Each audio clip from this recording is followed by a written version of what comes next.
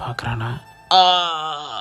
என்ன டாடி வர வர பெர்ஃபார்மன்ஸ் ரொம்ப ஓவராக இருக்குது, கவனிச்சுட்டு தான் இருக்கேன். அப்பாவுக்கு முன்ன மாதிரி எல்லாத்தையும் தனியாக பார்த்துக்க முடியலப்பா, ரொம்ப கஷ்டமாக இருக்குது. லோன்லியாக ஃபீல் பண்ணுறீங்களாப்பா? நான் உங்களுக்கா டைம் இருக்கிறேன்ப்பா, அப்பெல்லாம் ஃபீல் பண்ணாதீங்க. வாண்டா எவனுக்குடா வேணாம், கல்யாணம் ஒன்று பிளான் பண்ணிக்கிட்டு இருக்கேன். டாடி இப்போ என்ன அவசரம், நம்மளால படித்து முடிச்சுக்கிறேன். என்ன இப்போ உனக்கு இல்லை எனக்கு வெக்கமா இல்லையா உங்களுக்கு? ஒரு கல்யாண வயசுல பையனை வச்சுக்கிட்டு உங்களுக்கு வெக்கமா இல்லை, அவமானமால? சி, அப்படிலாம் சொல்லக்கூடாது.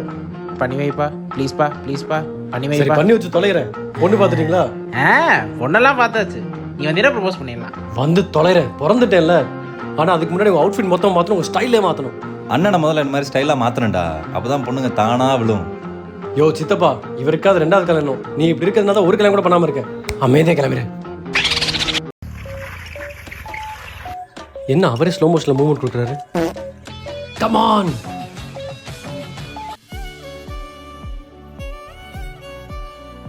முட்டி போடுங்க, முட்டி போடுங்க. சட்டிலாம் போட்டிருக்கேன்டா. முட்டி ஓ முட்டி போட சொன்னா ஆய்புறமா உட்காந்துருக்காரு. என்ன பேபி, உங்க அப்பா நடுரோட்டில் முட்டி போட்டு உட்காந்துருக்காரு? அவர் முட்டி போடல, அந்த குட்டியை அம்மாவுக்கு பாக்குறாரு. டேய், அது ஆல்ரெடி எங்க அம்மாடா. டேய் டாடி, கொடுக்காதடா.